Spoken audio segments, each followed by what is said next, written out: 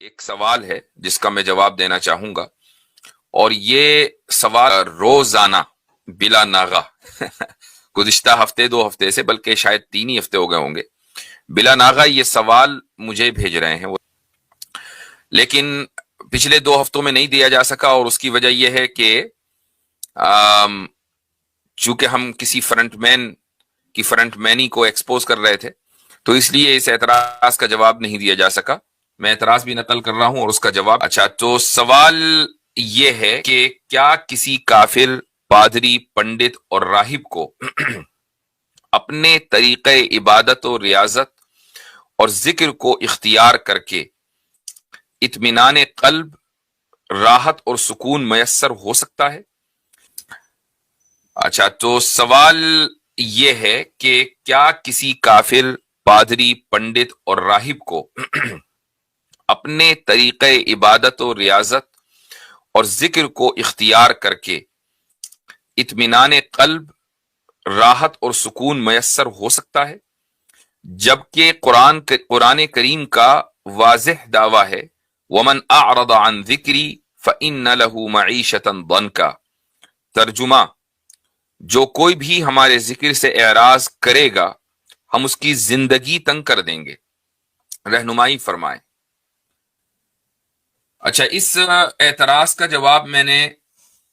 پہلے بھی دیا ہے، اور میری اس موضوع کے اوپر رمضان کی ایک سپیچ ہے، ذکر الہی،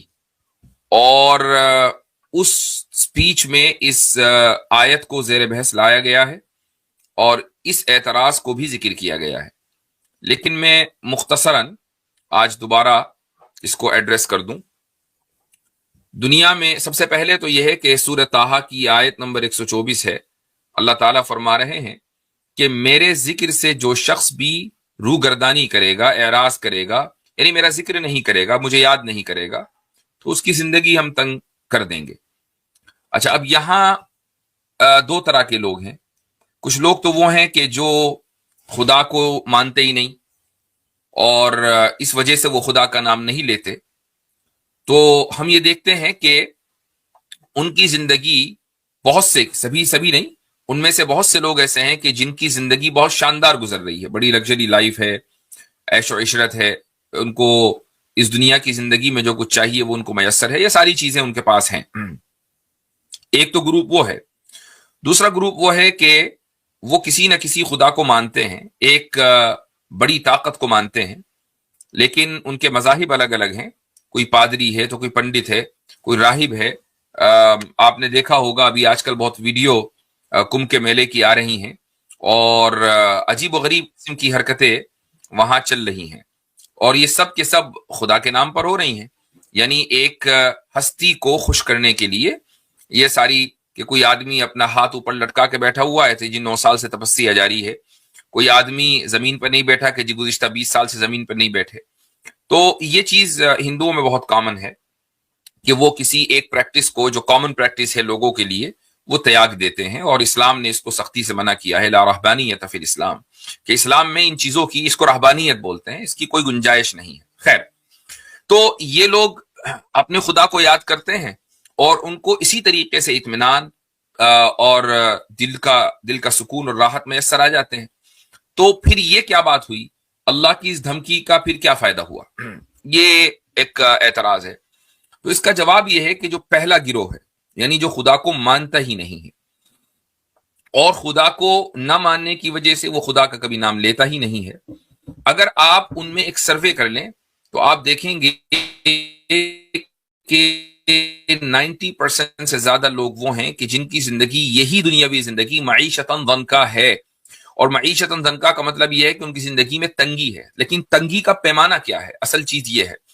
ہمارے اور آپ کے دماغ، یعنی دنیا میں جو ہم لوگ اس وقت موجود ہیں، جس دور میں اور جس ماحول میں، تو اس دور اور ماحول میں ہمارے دماغ دراصل ہر چیز کو کوانٹیفائی کرتے ہیں کہ اس کی ویلیو کتنی ہے، اس کی مارکیٹ ویلیو کتنی ہے۔ یعنی اگر ایک آدمی خوش ہے تو ہم اس کی خوشی کا پیمانہ پیسوں سے ناپتے ہیں کہ بھئی یہ جو خوش ہے تو اس کی وجہ یہ ہے کہ اس کے پاس پیسہ بہت ہے، اور اگر ایک آدمی کے پاس پیسہ نہیں ہے تو ہم یہ فرض کر لیتے ہیں کہ یہ آدمی یقیناً بہت برے حال میں ہے، غم زدہ ہے، اور اس کے اس کو سکون نہیں ہے، راحت نہیں ہے، اس کو بے اطمینانی ہے، تو ہم نے اس کو کوانٹیفائی کر لیا، اور یہی چیز بنیادی غلطی ہے۔ یہ کوئی ضروری نہیں ہے کہ ایک آدمی اگر عیش و عشرت کی زندگی یا اس کے پاس عیش و عشرت کے تمام اسباب مہیا ہوں تو وہ بہت خوش ہو، اور ایک شخص کے جس کے پاس عیش و عشرت کے اسباب مہیا نہ ہو وہ تنگی کے ساتھ زندگی بسر کر رہا ہو، یہ کوئی ضروری نہیں ہے۔ آپ ایتھیسٹ کی لائف دیکھیں گے کہ ان کی زندگی کا جو اکثر و بیشتر حصہ ہے، خصوصاً وہ حصہ کہ جہاں وہ اپنی ذات کے اوپر ریفلیکٹ کرنا شروع کرتے ہیں، جہاں وہ اپنے بارے میں سوچنا شروع کرتے ہیں۔ ایک تو دور وہ آتا ہے کہ جو شہوات کا ہے، جہاں شبہات تو ہیں لیکن شبہات کے اوپر غالب ہیں، اس وقت یہ لوگ پبز میں جاتے ہیں، نائٹ کلبز میں جاتے ہیں، اس وقت یہ لوگ یعنی کبھی کسی پروسٹیٹیوٹ کے ساتھ ہیں تو کبھی کسی گرل فرینڈ کے ساتھ ہیں، دن رات ان کی گرل فرینڈز بدل رہی ہیں، یہ شہوات کا دور ہے۔ یہ ایک وقت کے بعد یہ شہوات کا دور ختم ہو جاتا ہے، جب انسان کی ایک عمر ڈھل جاتی ہے تو اب شہوات ختم، اب صرف شبہات رہ گئے۔ اب یہ جو شبہات ہیں کہ انسان اس زندگی میں آ کے جب ریفلیکٹ کرنا شروع کرتا ہے تو یہاں اس کی زندگی معیشت زنکا بن جاتی ہے۔ اس کی وجہ دنیاوی بھی ہے اور اس کی وجہ روحانی بھی ہے۔ روحانی اور فطری وجہ تو یہ ہے کہ ہر ایک انسان دراصل فطری طور پر کسی نہ کسی ہستی کے ماتحت رہنا چاہتا ہے، پاورفل سپریم پاور کے ماتحت رہنا چاہتا ہے، اور اس نے پوری زندگی اس طرح گزار دی کہ سپریم ہستی کے تحت وہ ہے ہی نہیں۔ دوسری بات یہ ہے کہ الہاد کا مطلب، ایتھیزم کا مطلب آج کے دور میں یہ ہے کہ آپ مغربی تہذیب کے غلام ہیں، اور مغربی تہذیب کسی بھی صورت میں یہ نہیں چاہتی کہ آپ کی فیملی زندگی بنے، یعنی وہ فیملی اور خاندان کے جو نظام ہے اس کے خلاف ہے۔ ایک ایتھیسٹ کی عام طور سے زندگی یہی ہوتی ہے کہ وہ لیو ان ریلیشن میں رہتا ہے، اس کی فیملی نہیں ہوتی، بچے ہیں تو اڈاپٹ کر لیے۔ جب یہ شخص شہوات کے لیول سے نکل کر خالص شبہات کے ساتھ زندگی گزارتا ہے، فیملی اس کی ہے نہیں، عمر اس کی ہے نہیں کہ اس کی گرل فرینڈز آئیں، تو یہ سب چیزیں جب ختم ہو گئیں، اب وہ صرف تنہا ہے، اور ریفلیکشن اب بڑھ رہا ہے، کانٹمپلیشن بڑھ رہا ہے۔ ایسے موقع کے اوپر اب اس کی زندگی معیشتاً زنکا بن جاتی ہے، اس کے یہاں تنگی آنا شروع ہوتی ہے۔ آپ سروے کر کے دیکھ لیں، اکثر ایتھیسٹ کو آپ اسی طریقے سے پائیں گے۔ اچھا، ایک بات۔ دوسری بات، یہ تو وہ لوگ ہیں کہ جو یعنی منکر خدا ہیں، جو لوگ خدا کو مانتے ہیں، کسی نہ کسی ہستی کو مانتے ہیں لیکن دوسرے مذہب کو، تو ان کے لیے معیشتاً زنکا کیا ہے؟ جو شخص اعتراض کر رہا ہے وہ دراصل یہ مان کے چل رہا ہے کہ معیشہ یعنی زندگی صرف یہی ہے، جو ہم اس دنیا میں گزار رہے ہیں یہی ہے، اسی دنیا میں آنا ہے، یہاں سے آگے کہیں نہیں جانا ہے، بس یہ زندگی ختم ہو جائے گی۔ لیکن اگر آپ عربی زبان سے واقف نہیں بھی ہیں اور آپ قرآن کریم کی اس آیت کا ترجمہ پڑھ لیں تو بھی آپ کو اس سوال کا جواب مل جاتا ہے۔ ترجمہ کیا ہے؟ اور جو میری نصیحت سے منہ موڑے گا تو اس کو بڑی تنگ زندگی ملے گی، اور پھر آگے کیا ہے؟ وَنَحْشُرُهُ يَوْمَ الْقِيَامَةِ أَعْمَى، اور قیامت کے دن ہم اسے اندھا کر کے اٹھائیں گے۔ تو قیامت کا ذکر آ گیا فوراً، اور اس سے پہلے معیشتاً زنکا ہے۔ ابن قیم الجوزی رحمہ اللہ یہ فرماتے ہیں کہ یہاں، اور ان کی اس تائید بہت سے دیگر مفسرین نے بھی کی ہے، کہ یہاں معیشتاً زنکا سے مراد عذاب قبر ہے، چونکہ اس کے فوراً بعد قیامت کا تذکرہ ہے۔ تو اللہ تعالیٰ یہ کہہ رہا ہے کہ میری نصیحت سے جو بھی شخص روگردانی کرے گا، منہ موڑے گا کہ میری عبادت جس طریقے سے ہونی ہے اس طرح وہ عبادت نہیں کرتا، تو اس کی معیشتاً زنکا تو طے ہے۔ کچھ لوگوں کی تنگ زندگی اس دنیا سے شروع ہو جانی ہے جیسا کہ ایتھیسٹ ہیں، اور کچھ لوگوں کی زندگی کی تنگی مرنے کے بعد قبر سے، یعنی جو عالم برزخ ہے، برزخی زندگی سے عذاب ان کو شروع ہونا ہے، اور جیسے ہی قیامت میں وہ آنکھیں کھولیں گے تو پھر اب ان کو اندھا کر کے، نابینا کر کے اٹھایا جائے گا۔ تو اس آیت سے بظاہر اگر کوئی یہ سمجھے کہ معیشتاً زنکا اسی دنیا میں ہونا چاہیے، یعنی اگر کوئی آدمی مسلمان یہ سمجھ رہا ہے کہ بھائی سارے کے سارے غیر مسلم